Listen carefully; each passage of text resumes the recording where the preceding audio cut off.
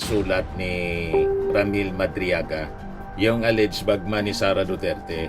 Humingi pala daw ito ng tulong kay mamamayang liberal party list. Report ng DCMM Radyo Patrol. Sumulat si Ramil Madriaga, ang lalaking naglabas ng affidavit na nagdadawit kay Sara Duterte sa illegal na droga at pogo. So, basahin natin yung kanyang sulat, mga kababayan. Sabi niya, Madam, I am blessed to have this opportunity to reach your attention.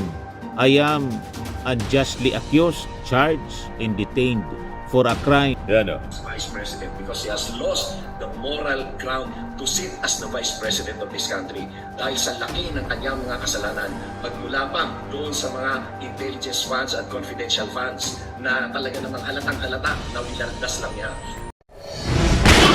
Nagbabagang mga balita at pagtalakay sa mga isyu ng lipunan. Bulsa! Opinyon, banat at paglalantad sa katotohanan. Bulsa! What you see is what you get. You decide. Ito po, mga kababayan, si Dante Maravillas. I-share ko ito ngayon sa inyo, mga kababayan, na sulat ni Ramil Madriaga, yung alleged bagman ni Sara Duterte. Humingi pala daw ito ng tulong kay mamamayang liberal party list Representative Laila de Lima. Report ng DCMM Radyo Patrol. Sumulat si Ramil Madriaga, ang lalaking naglabas ng affidavit na nagdadawit kay Sara Duterte sa illegal na droga at pogo. So ayon sa sulat, inaakusa niya, mga kababayan, si dating presidential spokesperson Attorney Harry Roque at yung asawa nito, nasabi siyang nasa likod ng pagkansila ng mga titulo ng lupa sa Mariveles, Bataan at pinagbantaan daw yung kanyang buhay. Ganon katindi, mga kababayan. Kaya itong si Harry Roque, takot na umuwi dito sa Pilipinas. Ang dami niyang sabit. Other than yung sa human trafficking case niya. Lalo na magtatago si Harry Roque, mga kababayan, sa ibang bansa. Pero kansilado na yung kanyang passport at kahit mag-apila pa siya, malabo na pagbigyan siya, mga kababayan. So ayon sa sulat, mga kababayan, nagsampa daw siya ng kaso sa Ombudsman noong Pebrero 2022 at matapos ang 6 na buwan, nagkaroon siya ng subpena para sa kasong kidnapping at murder. Dagdag pa nito, may ilang witnesses ang nagbawi ng kanilang testimonya na nagdadawit sa kanya. Parati ring ginamit ni Rocky daw ang kanyang programa sa isang TV noon, sa TV channel, upang tuloy-tuloy na banatan si Madriaga.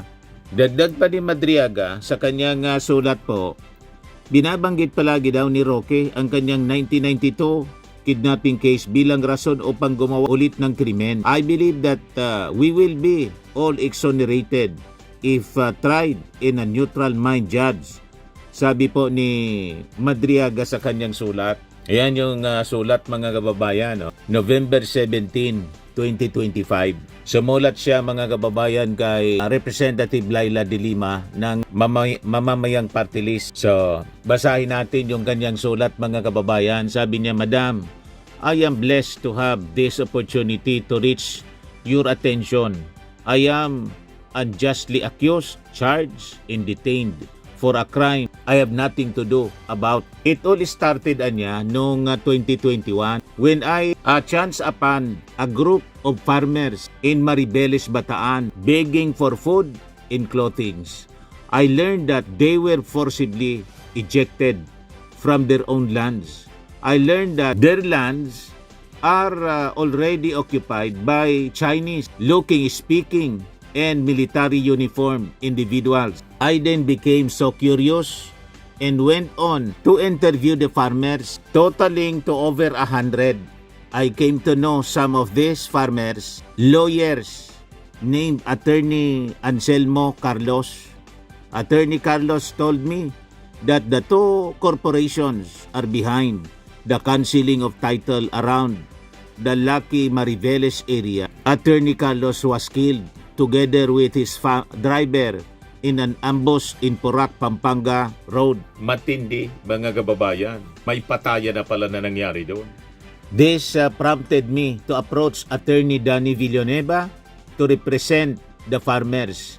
Any complaint we are going to file before the DNR. As I went on in my investigation, I learned that Attorney Harry Roque and his wife are behind the land grabbing, I was able to talk to Harry Roque in front of Camaga Resort. He was in complete denial and even insulted and threatened me instead. With all the evidences I gathered, we filed a case against Harry Roque before the Office of the Ombudsman last February 2022. By August of the same year, I received a subpoena from the DOJ for kidnapping and murder. I underwent preliminary investigation and I found out that my co-accused in the 1997 kidnapping case executed a short statement implicating me in 5 others. There are no other witnesses pointing at me and the other 4 accused. During the preliminary hearing, this witness recanted his testimony. On the 3rd hearing, 2 other witnesses implicated us in their supplemental affidavit. During this preliminary investigation, Attorney Harry Roque kept on attacking us in his SMNI program, telling me that I am a convicted kidnapper who strikes again. Attorney Roque used my 1992 kidnapping case as a basis for me to commit again another kidnapping. This can be seen in the transcript of the court hearing. He even admitted that he encouraged the witness to testify against me, even threatened them. I was convicted in the kidnapping case in 1997. I was acquitted by the Supreme Court 14-0. I was even commended by the Supreme Court as the one who was responsible for the rescue of the kidnapped victim. My conviction was influenced by then BP Estrada, who even attended the promulgation of my case for conviction, where he declared his candidacy for the presidency. I appeal for you, Madam Laila, to please help me by providing me a free legal services that can make the Judge Alma Crispina da Corte recuse herself as the presiding judge in our case. I have batchmates who is now an RTC judge in Manila who told me that Judge La Corte is a good friend of Harry Roque. Hence, she is compromised with an unjust court. I believe that we will all be exonerated if tried in a neutral mind judge. Nawa ay matulungan po ninyo ako, Madam. Maraming salamat po. Ramil Madriaga. Tinakpan mga kababayan yung pirma niya. So, sumulat pala mga kababayan, sulat kamay lang, dated November 17, itong si Ramil Madriaga, before pa siya na nag-execute ng affidavit na isinabit mga kababayan itong si Sara Duterte. Sasabi, pagtanggap mga kababayan ng milyon-milyong halaga mula sa droga at sa pugo, na siyang nag-bankroll mga kababayan ng kanya Vice Presidential Election Campaign. Wala pang reaksyon tungkol dito si Congresswoman Laila de Lima kung natanggap niya ito talaga. Na sinasabing sulat ni Ramil Madriaga, yung sinasabing bagman ni Sara Duterte dati.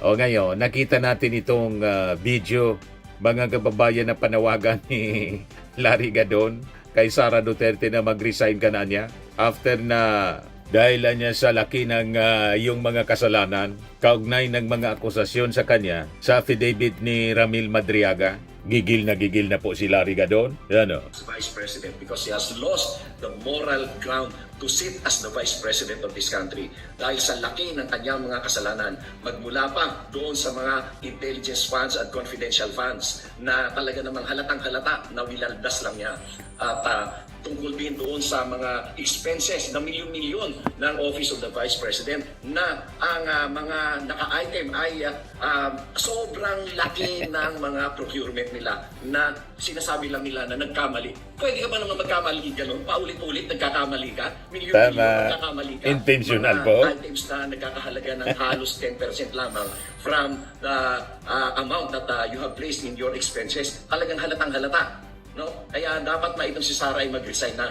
At itong affidavit ni Madriaga ay punong-puno ng mga katotohanan magmula sa mga detalye, sa mga pangalan at sa mga lugar. Talagang makikita mo yung mga detalye at yung mga pangyayari ay talagang makatotohanan. at kaya dapat ay itong si Sara ay mag-resign. At bakit naman siya papasyal doon sa 10 oras ng gabi, doon sa BJMP para kausapin itong si Madriaga sapagkat natatakot siya na ito ay ilabas. Nailabas na. Kaya ngayon ay talagang wala nang karapatan itong si Sara na maging Vice President. Kaya Sara, resign. Dapat lang na mag-resign ka dahil wala ka namang alam, napakababaw ng utak mo, isa kang boba, saksakan ka ng boba, hindi ka marunong magsalita. Lahat na lang gusto mo basahin, walang laman yung ulo mo. You cannot even speak straight English, you cannot expound your thoughts. Paano na yan? Wala ka man lang statesmanship on anything.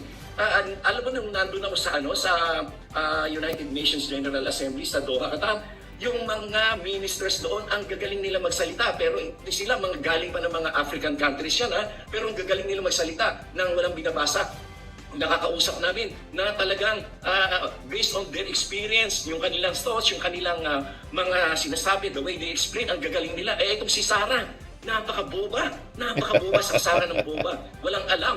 Kaya talagang hindi siya dapat maging Vice President. Buti na lamang at nahalata na natin kung ano palang qualities niya, kung ano ang capacity niya, kung ano ang mental state of mind niya. Talagang napakalayo. Hindi po pwede talagang maging leader yung ganyan dahil boba, saksakan ng boba. At wala talagang alam. At bukod pa doon, indayustay pa. Kaya dapat talaga, mag-resign ka na. Sara, mag-resign ka na. Ginugulo niyo ang Pilipinas. Puro kayo destabilization. Masama ang epekto sa ating bansa, pero sige pa rin kayo. Hindi kayo nag-iisip para sa bansa. Iniisip niyo, kaya niyo kasi gustong mag-resign si BBM o tanggalin si BBM, ay para makalibre kayo sa inyong mga kasalanan, para maitago ang inyong mga kaso. Kaya ganyan. Kaya kayo nagdi-destabilize. Kaya ikaw, Sara, dapat mag-resign ka na. Wala kang silbi. Boba ka. Boba, saksakan ng boba. Nananawagan na po sa ating mga otoridad na ilipat ng detention si Madriaga because of the propensity of Sara Duterte to order killings. Kung si Presidente Bongbong Marcos, si Lisa at si Martin nga ay inorderan niya na patayin. What more pa itong si Madriaga na nakakulong. Kaya dapat ay ilipat yan at bantayan ng gusto, pati sa pagkain at baka siya ay lasunin. At baka rin siya ay patayin dyan sa riot dyan, sa BJMP. Kaya dapat ilipat yan sa lalong madaling panahon. Agad-agad ay ilipat. At yan ay bigyan ng proteksyon na hindi siya magagalaw ng kahit sino man. At mahirap na, baka yan ay patayin yan. Alam nyo naman, yung kanyang binabanggit doon sa kanyang affidavit ay mahilig magsalita ng ipapapatay. Kaya dapat yan ay talagang pangalagaan. Ito naman po, Firmax Firming and Lifting Cream, pinapahid po sa mga pulses in affected area. Mainam po sa paninigas ng mga kaso-kasuan. Ito naman po, Automax Radiant Serum. Sa mukha naman yung application, anti-aging po siya. You will look 10 years younger than your age. Sa mga cancer patients naman po, baka lang gusto ninyo itong itry. Neng siya red mixed fruit drink.